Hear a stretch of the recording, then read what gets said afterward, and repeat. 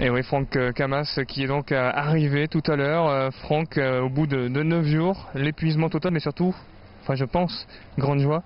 Ouais, une grande joie. L'épuisement, on l'oublie quand on est en tête d'une course comme la Route du Rhum. Et on reste à fond jusqu'au bout. C'est pas encore l'épuisement parce que j'ai su ramener Groupama 3 sur la ligne d'arrivée. Mais je pense que je vais bien dormir. 2010, c'est le cru Camas, c'est l'année de Franck Camas. Bon, c'est vrai qu'on a fait des beaux résultats cette année avec mon équipe. On a commencé par un super trophée Jules Verne, un tour du monde. Et l'a enchaîné la même année par une course en solitaire comme la Route du Rhum. C'était pas prévu presque au programme de faire si bien, mais tout ce qui est... Voilà, on prend tout. Hein. Vous avez dominé cette 9e édition de la Route du Rhum, de bout en bout, serais-je tenté de dire.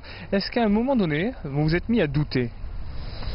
En fait, j'étais pas parti avec des ambitions très élevées. J'avais beaucoup d'inconnus dans cette course, déjà dans ma capacité à traverser avec Groupama 3 un bateau fait pour un équipage, et aussi dans les performances relatives avec les autres concurrents. Et donc de fil en aiguille, je me retrouve effectivement en tête après la première journée, et ça motive pas mal, ça met en confiance. Et après, j'ai pas vraiment douté, l'écart a toujours été assez important avec les autres. La fin a été longue, mais pour les autres aussi, la fin était longue. Donc voilà, ils n'étaient pas à mes fesses et ça permettait d'être un peu plus soulagé.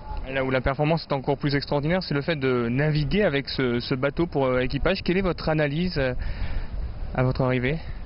Elle est forcément positive, hein. J'avais des doutes, mais je crois qu'on est tombé juste dans la façon dont on a adapté Groupama 3 à un programme solitaire. On avait un gréement plus petit, on avait des voiles différentes, on a allégé le bateau, et ça a donné un bateau qui est manœuvrable seul. Bon, je ne peux pas dire que c'est facile, mais c'est quand même possible, et parfois extrêmement performant dans certaines conditions qui me permettent de gagner des milles par rapport à mes adversaires, tout en étant serein, parce que c'est un bateau vraiment très stable. Des milles que vous avez eu du mal à gagner en fin de parcours, puisqu'il vous êtes tombé malheureusement dans une zone sans vent. Oui, le Tour de la Guadeloupe et les Antilles étaient dans une zone très perturbée par le cyclone Thomas qui passait dans le coin. Pas Thomas Coville, mais le cyclone.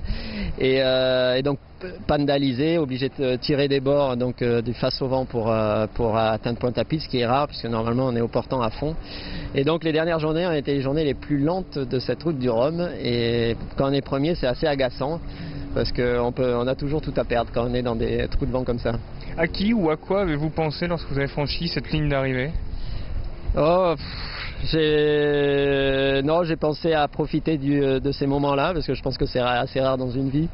Et la Route du Rhum, c'est une course mythique et de légende. Alors quand on est amoureux de la voile, et je le suis depuis tout petit, déjà de pouvoir participer, c'était un rêve qui s'est concrétisé plusieurs fois.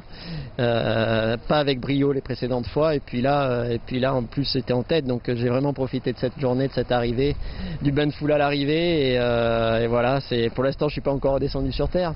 Les spécialistes, les puristes de la voile disent tous, ils sont unanimes, que vous êtes rentré au Panthéon. Quel est votre sentiment ? Panthéon, ça c'est pour les fins de carrière, mais je sais. En tout cas, vous confirmez, vous êtes une légende, à 37 ans.